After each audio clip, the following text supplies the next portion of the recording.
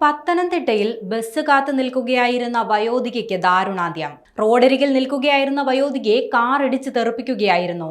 ഗുരുതരമായി പരിക്കേറ്റ വയോധികയെ ഉടൻ തന്നെ ആശുപത്രിയിൽ എത്തിച്ചെങ്കിലും ജീവൻ രക്ഷിക്കാൻ സാധിച്ചില്ല. പത്തനംതിട്ട ജില്ലയിലെ എഴുമറ്റൂരിലാണ് സംഭവം നടന്നത്. ബസ് കാത്തു നിൽക്കുകയായിരുന്ന അനിക്കാട് സ്വദേശിനിയായ 75-കാരി പൊടിയമ്മയാണ് മരിച്ചത്. ബസ് കാത്തു നിൽക്കുന്നതിനിടെ നിയന്ത്രണം വിട്ടുവന്ന കാർ പൊടിയമ്മയെ ഇടിച്ചു തെറിപ്പിക്കുകയായിരുന്നു. ഗുരുതരമായി പരിക്കേറ്റ പൊടിയമ്മയെ കോഴഞ്ചേരിയിലെ ആശുപത്രിയിൽ എത്തിച്ചെങ്കിലും ജീവൻ രക്ഷിക്കാൻ സാധിച്ചില്ല. എഴുമറ്റൂർ ചൂഴനയിൽ മകളുടെ വീട്ടിൽ വന്ന പൊടിയമ്മ സ്വന്തം വീട്ടിലേക്ക് മടങ്ങാൻ ബസ് കാത്തു നിൽക്കുന്നതിനിടെയാണ് അപകടം സംഭവിച്ചത്. കാർ ഓടിച്ചിരുന്നയാൾ ഉറങ്ങിപ്പോയതാണ് അപകടത്തിന് കാരണമായതെന്നാണ് പ്രാഥമിക നിഗമനം. അപകടത്തിന് പിന്നാലെ കാർ ഓടിച്ചിരുന്ന 56 വയസ്സുള്ള ഹരിലാലിനെ പെരുമ്പെട്ടി പോലീസ് കസ്റ്റഡിയിലെടുത്തു. ഉറങ്ങിപ്പോയതാണ് വാഹനത്തിന്റെ നിയന്ത്രണം നഷ്ടപ്പെടാൻ കാരണമായതെന്നാണ് ഡ്രൈവർ ഹരിലാൽ പോലീസിന് മൊഴി നൽകിയിരിക്കുന്നത്.